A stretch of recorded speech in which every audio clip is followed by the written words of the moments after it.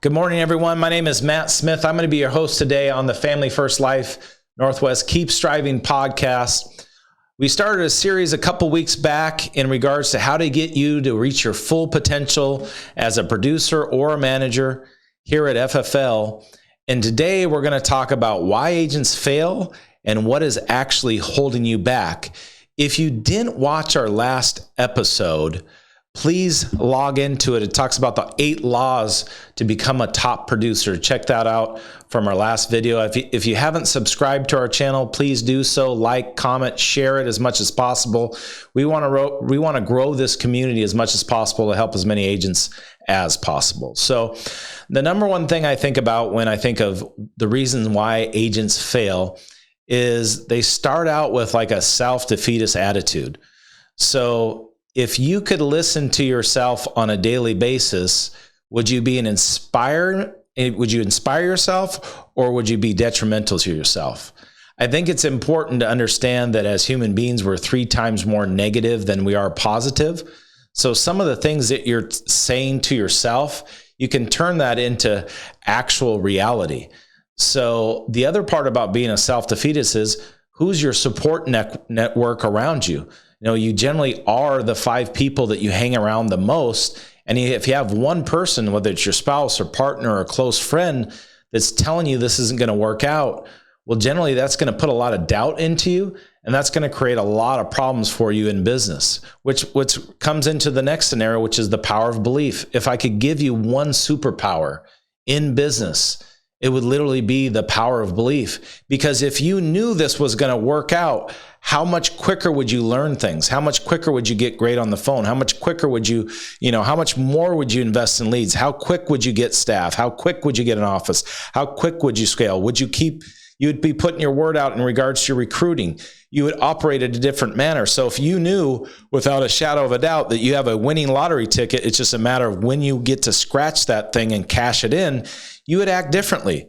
And when you think of belief, the way that you create belief in yourself is through action and small wins.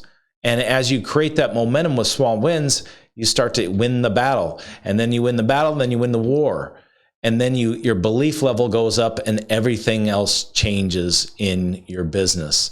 The next scenario is your self-image. I've seen people's self-image be poor in regards to even how they look. Like they don't want to put themselves on social media because they're concerned about the way they look.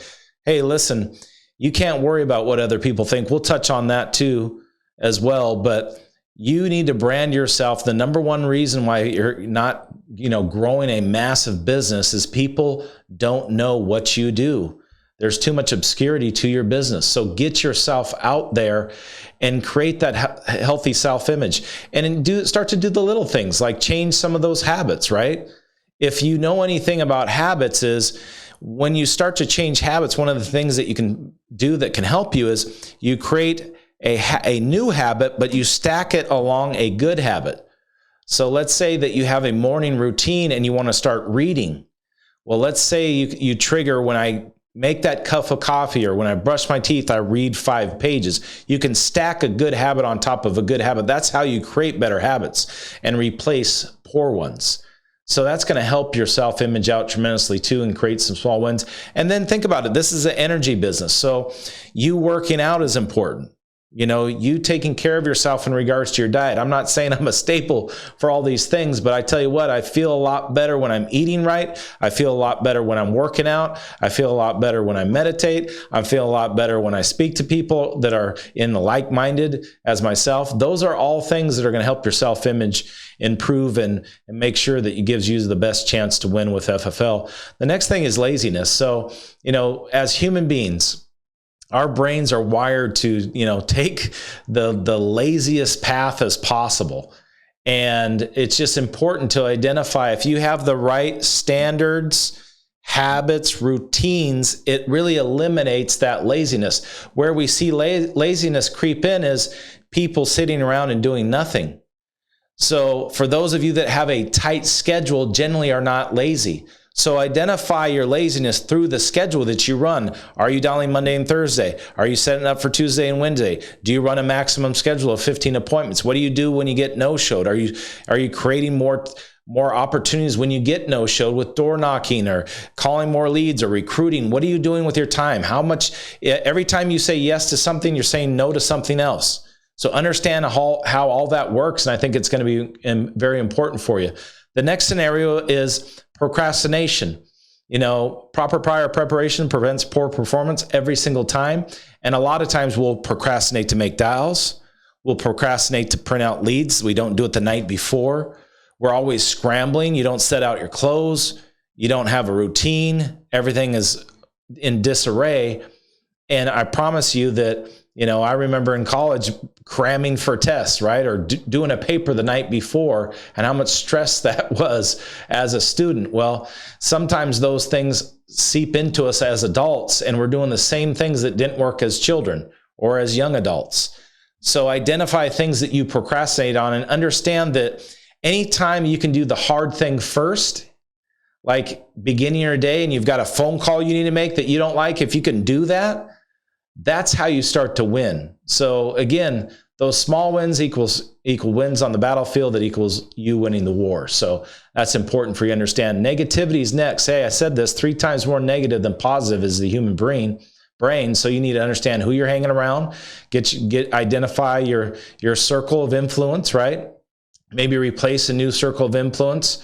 How you can stay positive too is by reading some books that have a good influence on you to get your mind to think in a different thought process. A lot of time with negativity, it's just the belief level and thoughts that we have running through our heads.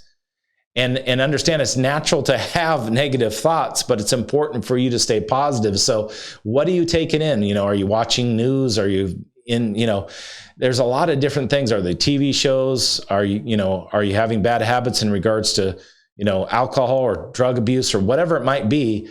Negativity can just creep into your life, and it's important for you to protect your peace and take care of yourself in regards to those scenarios, because it's hard to run a successful business when you're negative. The next scenario is your purpose. So a lot of times people will talk about starting with your why.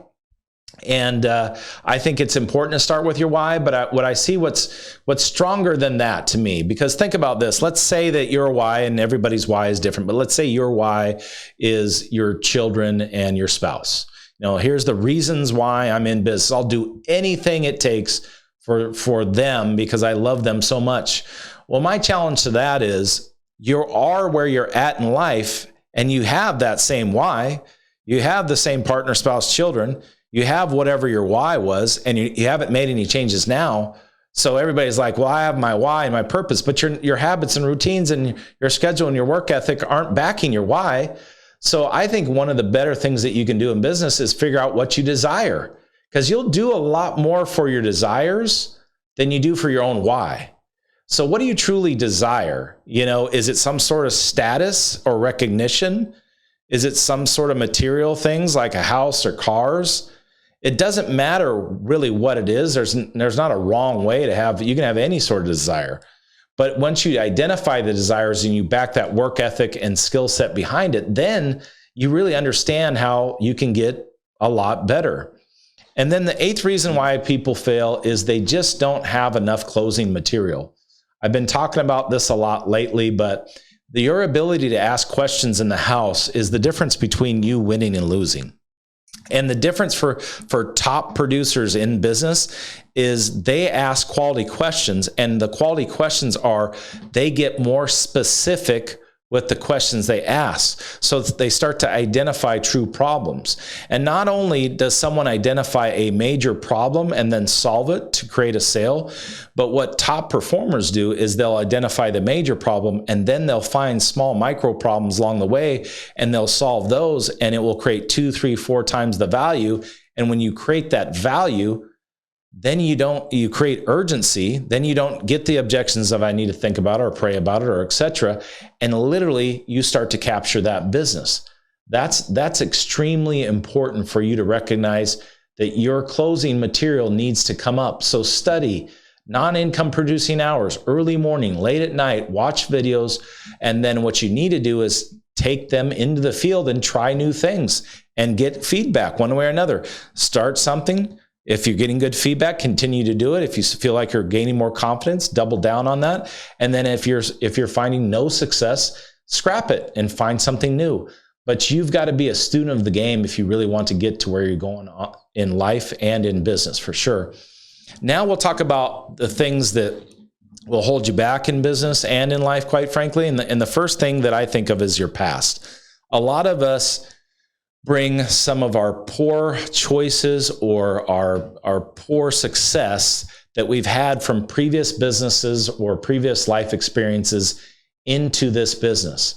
And I'm just here to tell you, you're not your past. It's hard to understand this, but the only thing that matters is right now. And if you take care of right now, then you'll start to create that action point and you'll start to create a lot of momentum. But the difference is if we're always looking in the small rear view mirror and we're not looking through the window and we're not taking care of today, then it doesn't matter. Your past is over. It's done with. You've made your choices. Forgive yourself, move forward, and take care of today and take care of right now, because that's the only thing that matters, right? And then the next thing I would tell you is what holds people back is other people's opinions, right? And just to understand, if someone has an opinion on you or they're judging you, for example, what happens when people judge you or they have something to say about you? Generally speaking, when somebody's gossiping about you, it's because of how they feel about themselves. It really has nothing to do with you. It has everything to do with them and their self-image, because they need to take water out of your bucket to fill theirs. And it's truly more about, hey, so-and-so does this or that in order to make them feel better because they're not living up to their full potential in life. So understand the opinions of others are none of your business. So it doesn't make any sense for you to hold on to that or be worried about it. And the minute that you understand this law, this principle, and how important it is, you'll understand how you can dominate business, because your problem is you only have 3 or 4 haters. You need to get 100 haters. People don't know you enough, right? You need to put your information out there. You need to have more opinions out there. And the difference too is you got to realize that if people aren't talking about you, that means you're not doing anything either. If people are starting to talk about you, it means you're making moves. So take those opinions or judgments of you and take them as compliments. Because honestly, if no one's talking about you, you're not doing what you need to do to get to the next level. So the next thing that can hold you back is your preparation. A lot of times, 80% of this business is the phone. We see people get on the phone for the first time. Proper prior preparation prevents poor performance. We've seen them not prepare on the phone. It's the number one epidemic. They absolutely suck on the phone. They blame the leads, and they're out of business that quick. So if you don't get great at one thing, create domino effects with some preparation in those non-income producing hours, then it's going to be difficult for you to get to where you want to be in life. So I say a lot of things out of both sides of my mouth all the time, but if you want to get great at sales, you have to be studying the best of the best. And there's plenty of material that you can conquer out there that will give you the ability to become a much better salesperson. And the good news is you don't have to have talent. You don't have to be great, but you have to develop a skill set that allows you to improve and get better in sales. And anybody can do it, is the good news. So the next scenario is your level of thinking. So your level of thinking is a huge determination of where you're going to be in life. So when you think of, your belief level, for example, we talked about that. If you knew that you were going to do big things in the business, you would dominate the business in a different way. You would do things differently. And whatever you think about grows. Wherever you focus on, it grows. So your job is to get yourself around other people that have a bigger vision than you have. Because number one is, if you don't have a vision, it's literally like you sitting in a room without windows and you can't see where you're going. Because once you have vision and you can see the target, then we can reverse engineer what you need to do in order to get to where you want to go. But without that vision, we can't create those goals. We can't take care of today, and we won't be very successful as well. The next scenario is failure. For a lot of the people that really have done well here at FFL, they've just failed more and more. And what the difference is, they failed faster and sooner and quicker. And their ability to get up from failure was right away versus staying down for long periods of time. And failure is just feedback, right? It's not, it's not a fatal scenario. But the thing I enjoy about failure is it gives you clues on what you need to change. Without failure, there is no progress. So those of you who want it easy out there and say, oh, I just want all the success for myself, I want to hit home runs every time I get up to the plate, that's not reality. I'm telling you, you need to pop out. I'm telling you, you need to strike out. I'm telling you, you need to be benched sometimes. And because that's how you're going to get better. That's how you're going to improve. That's how you start utilizing your whole license. That's how you start to get great on the phone and then door knock and ask for more referrals. And then you're, in advanced markets. Now we're recruiting like a madman or mad woman, right? We're doing things differently because of failure.